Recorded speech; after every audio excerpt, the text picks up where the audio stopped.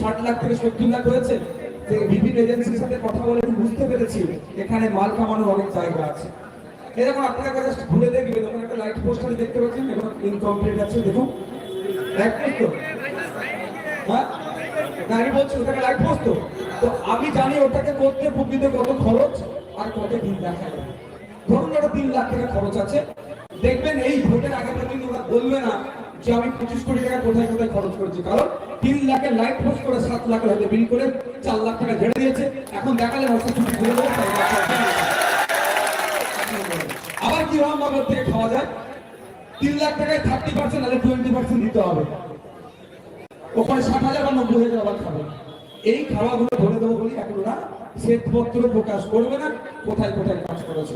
তবে আপনারা যদি আগামী দিনে আমাদের সুযোগ দেন, এই জুন মাসের 1 তারিখে খামচিলে ভোট দিয়ে পার্লামেন্টে যদি আমাদের প্রার্থীকে পাঠান, আমি আপনাদের বলে রাখি 25 কোটি টাকা কোথায় কি খরচ হবে টোটালটাই আপনাদের সাথে বসে আপনাদেরকে সাথে নিয়ে আপনাদের মতামত নিয়ে সেই সমস্ত কাজ আমরা করব। 1 নম্বর কথা। 2 নম্বর কথা হচ্ছে এই যে ইলেকট্রিক পোস্টের উদাহরণ দিই, ওটা করতে গেলে একটা বেস করতে হয়। যেমন কিভাবে লুটপাট হয় টাকাটা শুনুন। 12 এমএম হয়তো রোডের কথা বলা আছে, আপনারা জানেন না সরকারি কাজ চলছে, আর ওটা আপনার ট্যাক্সের টাকায় কাজটা হচ্ছে। সরকারের কি ট্যাক্সের থেকে নিজের টাকা নাই নাকি? মমতা ব্যানার্জি দেয় নাকি? শুভেন্দু অধিকারীর টাকা নাকি? না দিলীপ ঘোষের টাকা, না নরেন্দ্র দামোদর দাস মোদীর টাকা? এটা আমাদের টাকা। বরঞ্চ ওনারা যেগুলো চলে ঘুরে বেড়াচ্ছে সব আপনাদের ট্যাক্সের টাকা থেকে হচ্ছে। এই শুভেন্দু অধিকারী যে লিডার অফ অপোজিশন হিসেবে যে গাড়িটা পেয়েছে, গাড়ি এবং ট্রেন আপনাদের ট্যাক্সের টাকা। মমতা ব্যানার্জি যেগুলো চলে বেড়াচ্ছে সব নিয়ে সব আপনাদের ট্যাক্সের টাকা। তো আপনাদের বলি ওই যে এটা তৈরি করতে ওই 12 এমএম হয়তো রোডের কথা বলা আছে, কি বালির কথা বলা আছে, কি সিমেন্টের কথা বলা আছে, হয়তো হ্যাভেলস বা ফিলিপসের দামি কোম্পানির লাইটের কথা বলা আছে। তো দরকার 3200 টাকা লাইটের পিস দিচ্ছে, 800 টাকা লাইট অল্প দিন কেটে যাচ্ছে, যাচ্ছে কার জনগণের। এইরকম ভাবেও লুট হয়। তো আপনাদের বলি আপনারা যদি আমাদেরকে সুযোগ দেন, আমরা যেখানে যে উন্নয়ন আপনারা বলবেন আমাদের ওই টাকার মধ্যে সেটাই আমরা করব। কিন্তু যখন কাজটা হবে সর্বপ্রথম আমরা কি করব, একটা মনিটরিং কমিটি করব। ধরুন না এখানে 100 মিটার একটা ঢালাই রাস্তা হচ্ছে, 8 ফুট চওড়া 6 ফুট গেজ। ওখানে যে ওদের ক্ষেত্রে দেখবেন 8 ফুটের জায়গায় 6 ফুট চওড়া আর 6 ইঞ্চি গেজের জায়গায় 3 ইঞ্চি গেজ করছে। মানে এদিকে সাইডে 2 ফুট আর নিচে গেজের 3 ইঞ্চি খেয়ে নিচ্ছে। এগুলো বন্ধ করতে হবে। আপনাদের বলবো যে কাজ আমরা করবো, আমরা মনিটরিং কমিটি করব। কমিটিটা কি, যেখানে কাজ হবে সেখানকার সাধারণ মানুষের কমিটির মধ্যে থাকবে আর শিডিউলটা ঝুলবে। এই লাইট পোস্ট করতে গেলে কত খরচ, কি কোম্পানির লাইট, কত এমএম রড, কত বালি, কি সবটাই ওই শিডিউলে দেওয়া থাকবে। আর সাধারণ মানুষকে আমরা দায়িত্ব তুলে দেবো, কাজটা ঠিক হচ্ছে কেউ দেখে নেয়। তাহলে চুরি হবে বাড়ির মধ্যে, আমরা চুরিটা বন্ধ করবো। আপনারা যদি পার্লামেন্টে পাঠান, আপনাদের হয়ে পার্লামেন্টে গিয়ে আপনি কৃষক, আপনার মাসিক গড়াই বাড়বে কি করে তার হয়ে আওয়াজ তুলবে। আপনি যদি পার্লামেন্টে পাঠান, আপনি ড্রাইভার, আপনার বিরুদ্ধে বিদায়ী এই বিজেপি সরকার যেভাবে ড্রাইভারদেরকে আবার শোষণ করার জন্য তাদের বিরুদ্ধে অ্যাক্সিডেন্ট করে পালালে 10 বছর জেল বা 10 লাখ টাকা ফাইন দেও, যে পরিকল্পনাহীন যে বিল এনেছে তার বিরোধিতা আমরা করবার জন্য পার্লামেন্টে আমাদের পক্ষ থেকে বলবে। এখানে যারা ড্রাইভার ভাইরা আছে, আমি যতটুকু জানি বা বাস্তব কথা বলছি, ড্রাইভাররা ইচ্ছাকৃত ভাবে কাউকে অ্যাক্সিডেন্ট করে না। বরঞ্চ দেখা যায় গরু এসে গিয়েছে রাস্তায়, ছাগল কুকুর এসে গিয়েছে, বাঁচানোর জন্য গাড়ি পাল্টে খেয়ে যায়। তাহলে ড্রাইভারদের বিরুদ্ধে যে বিল মোদী সরকার নিয়ে এসেছে তার বিরোধিতা করার দরকার ছিল এই নুরুল ইসলাম সাহেবদের এমপি। কিন্তু দুঃখের বিষয় নুরুল ইসলাম সাহেবদের এমপি পার্লামেন্টে গিয়ে টিকটকে ভিডিও করতে ব্যস্ত ছিল, ড্রাইভারদের হয়ে কোনো কথা বলেনি।